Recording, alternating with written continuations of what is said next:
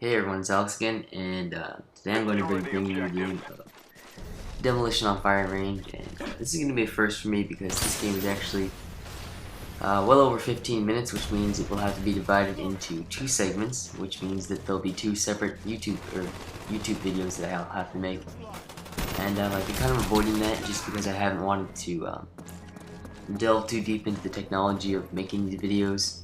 I kept them all under 15 minutes, just kept it real simple for me to make the videos. So I wanted to post this game because in this game I actually got 9 defuses, which is defuse the bomb 9 times, which is pretty good. I haven't really seen anyone do that before, and I thought that was interesting, but that was pretty funny. But yeah, I got 9 defuses, and I also got over 100 kills. So I was able to both play the objective and slay at the same time in an effective manner. So I thought that would be interesting to watch. The game's about 20 minutes long, so this is really going to be an endurance round for me in terms of doing this commentary. This 20 minutes is a long time to be talking for, so if I can't do it, I can't. But I'm gonna dig deep and try to do a constant 20 minutes of commentary. So, what you should know before I start talking about the game too much is that I'm using the M16, which is it can be a decent gun if there's lots of long-range combat in a certain map, but in firing range, you'd be best off with a fully automatic weapon just because of how much close-range combat there is. There is long-range, but I'd prefer having a FAMAS or something along those lines, like Galil, instead of using the M16. But I'm actually using the M16 because I bought a contract that said I needed to get 4 headshots in 1 life, and I figured what better gun to do that with than the M16, because it's so accurate. If I can just get the little sight on the guy's head, then if all 3 of those shots, or I guess it's 2, or maybe even 1, go into him, then that'll be a headshot. So I came into this game, and I think I had like something like 10 minutes left on the contract to actually get the headshot. Contract, so I don't like failing contracts, and this one had a pretty big payoff, almost like 3,000 Call of Duty points and 3,000 experience, so that's obviously something I wanted to get, and I don't like failing contracts generally anyway. So this whole game I was just trying to get those 4 headshots with the M16, and eventually it doesn't work out, and I switched to the AK-47. But yes, just know that I'm trying to get headshots right now, so if I'm kind of missing around their head area or around the top of them, that's why. It's because I'm trying to get headshots for that contract.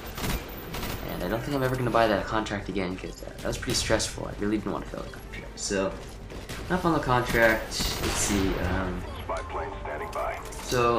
you know, I've done quite a bit of games on firing range, just because it's kill streaks are so effective. It's really easy to get good games on. So I know this might be kind of getting boring just to kind of see these games again and again and again. I don't know, just stick with me, because I'm gonna be done with firing range soon enough.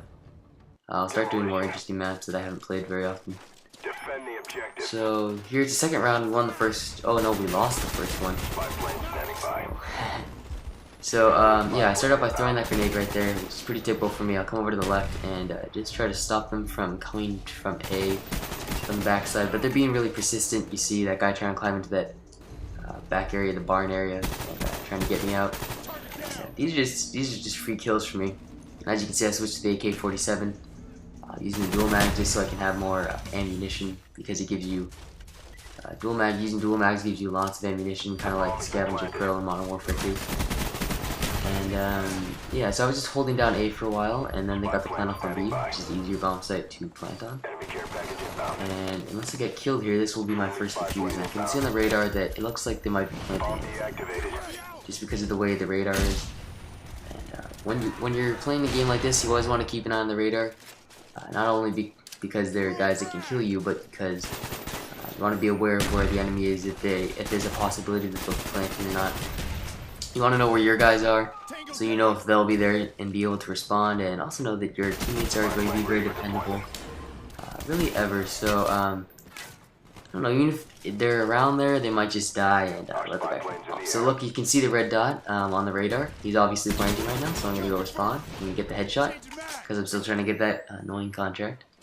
And I really like working the left side, But that time it didn't work out for me. The guy had a nuke too, so he was clearly prepared. But I take revenge shortly. Yeah, right here, able to kill him. I've been wanting to do this game for a while now. Since Delta 9, Defuses, really playing the objective. I like playing the objective. It gets you points for one thing, but also people seem to like that when people play the objective, and our team players like that as well. So yeah, so there are 2 headshots right there. Though I don't think I get it right now, but yeah, I'm doing pretty well right here. This is a really good position behind this low wall right here. You can pin them in their spawn pretty easily right there, or from that position behind that little low wall. And you can see there, Claymore took me out. And one thing about Claymores in this game, which I think everyone's noticed now, the game's been out for like, I don't know, like a year, 2 years, I don't really know how long it's been. Maybe not that at all. This has been out for a while.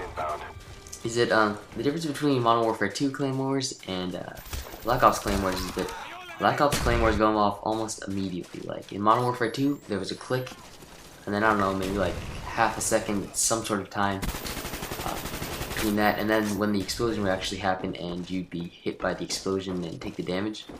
In this game, it's like the Claymores go off almost like immediately, so you'll just be running through a doorway and you won't even hear the click.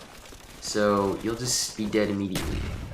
I don't know, Claymores seem kind of overpowered, not like it's really annoying, but it can be really annoying. They're also really hard to see sometimes in dark, dealing with buildings. It's really hard to actually see the Claymore. Whereas in Modern Warfare 2, you could kind of clearly see those red laser lights, that trigger points, I guess, or something, that actually trigger it.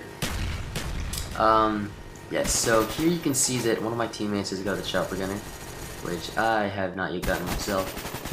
And that just means that I have a good team, which is always a good thing. And there I get stuck. And take down that guy first, though. So I talked about Claymores. What else should I talk about? Okay, so right now we have A. And this is really the position you want to be in. You want to have A. Or if you let them destroy B, or if you let them destroy any bomb site, you want them to destroy B in this map. It's so easy to defend this one. There are not really too many ways to get to it that aren't clearly visible by someone up in an elevated position, such as the building I'm walking in right now. If you can get people on the top stories, it's really easy to hold it down.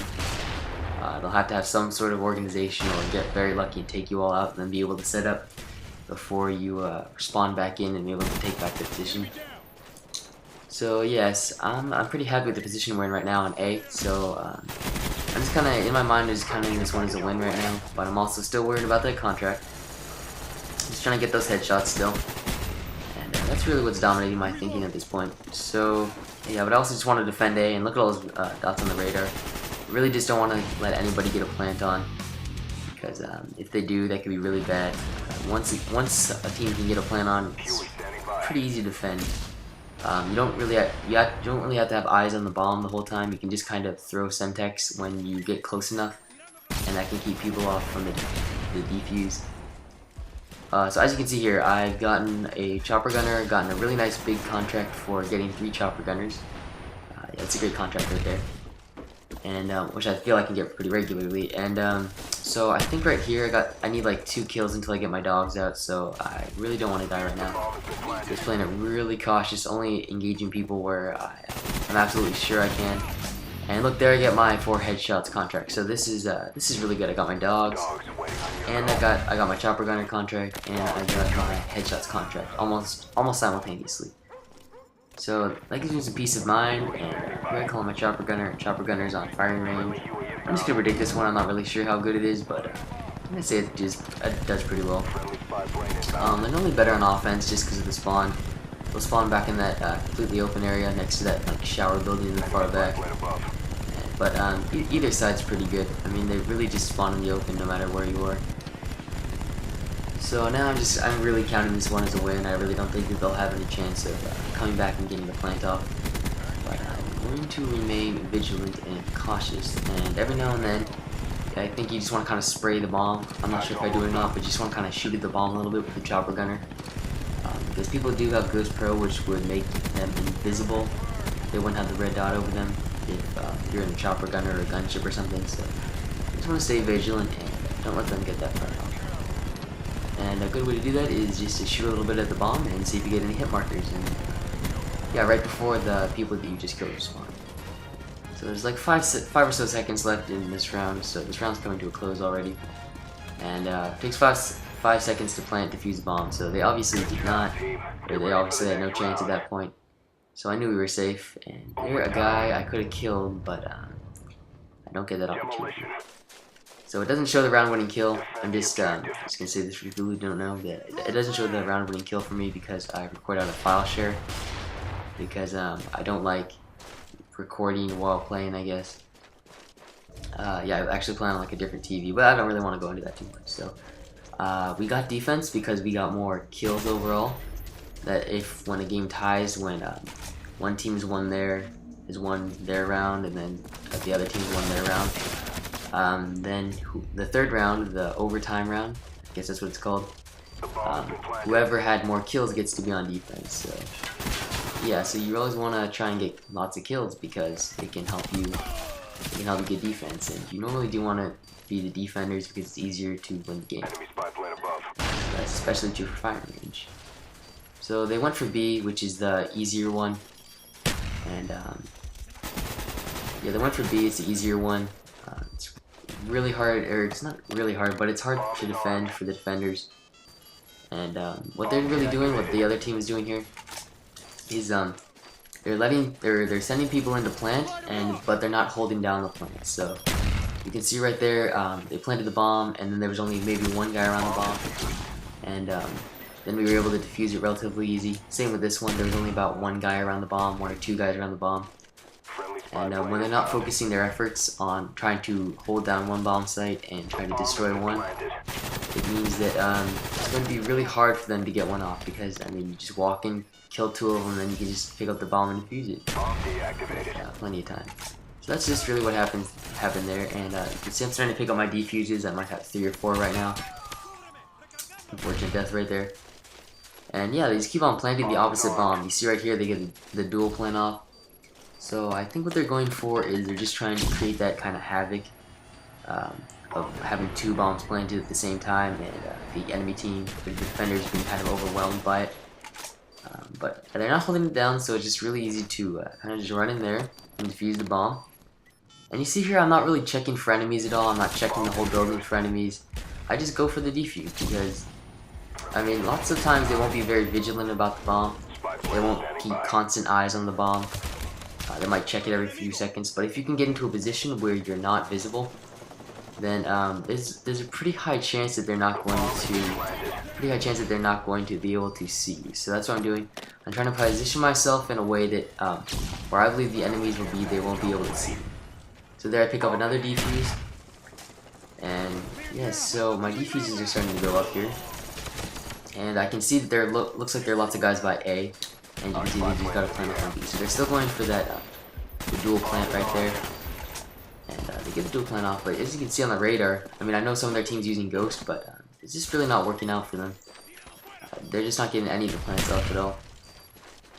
So yeah, you can see over B, it looks like there's not really too many people defending this one either. You can see a few blips on the radar, but they're too far away to do anything by the time I pick up the bomb. So that's really how I judge whether it's going to be useful to defend the bomb or actually try and pick them off and then defuse the bomb. And, so use your radar. That's a handy trick you can use. And here's another poorly defended bomb that I can just pick up and defuse. So I'm not really too worried about losing right now. I basically think we have this one in the bag. And there it dies. So they planted B again. So you can see they're just kind of doing this thing where they just go B, then they go A. BA plant, and then again the radar helps me see the enemy while he's planting the bomb. And you have to just kind of think, if he's in the vicinity of the bomb, then he's probably going to be planting the bomb. So sprint over there really fast and throw a semtex, throw a frag at it. Just check it with your eyes to look at the bomb, see if anybody's on it. It's pretty key to the bomb-based game types, is to keep eyes on the bomb if you just planted or you're defending. That's pretty important. Because lots of people can just run in there and sneak past you actually and get a plant off, and that's not really what you want.